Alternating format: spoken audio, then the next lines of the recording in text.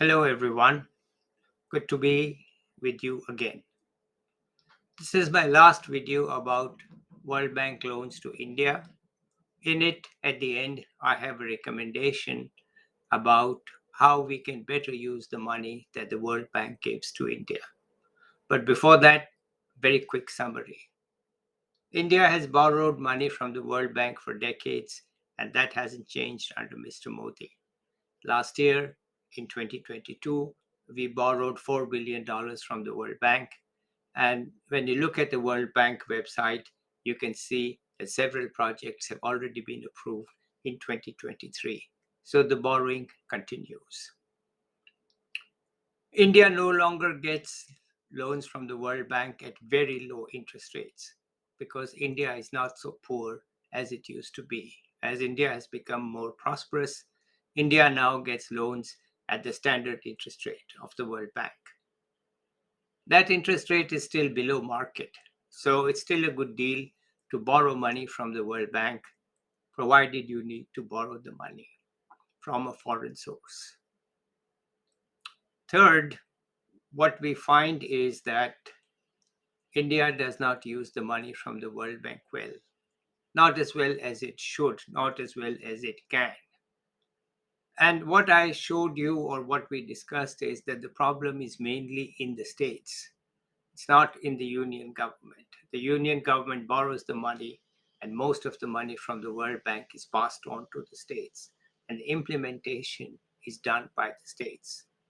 And the failures come from the implementation being done poorly by the states, not as well as they should be doing it. So that's where we have to focus on how well the states that borrow money from the World Bank implement the project as designed with the help of the World Bank. How can we do it? What can change? What difference can we make so that things improve?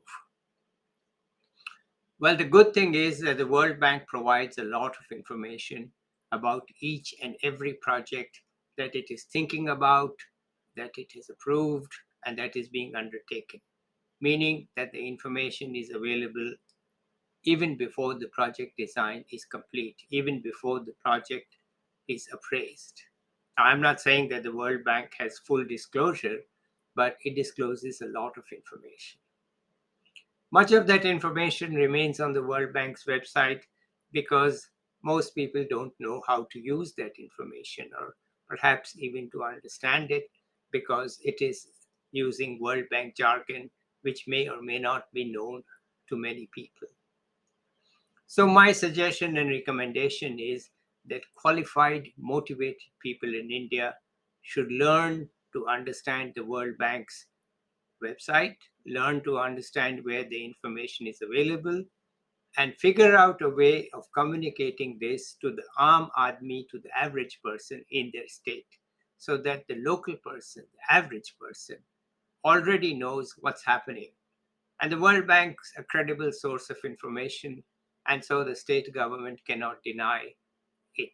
They cannot say, no, we are doing very well, when the World Bank website says, no, you are not doing very well. But the average person doesn't know it. We have to somehow find a way to give that to the average person so that failure becomes a political issue and perhaps success is seen as a plus for the government.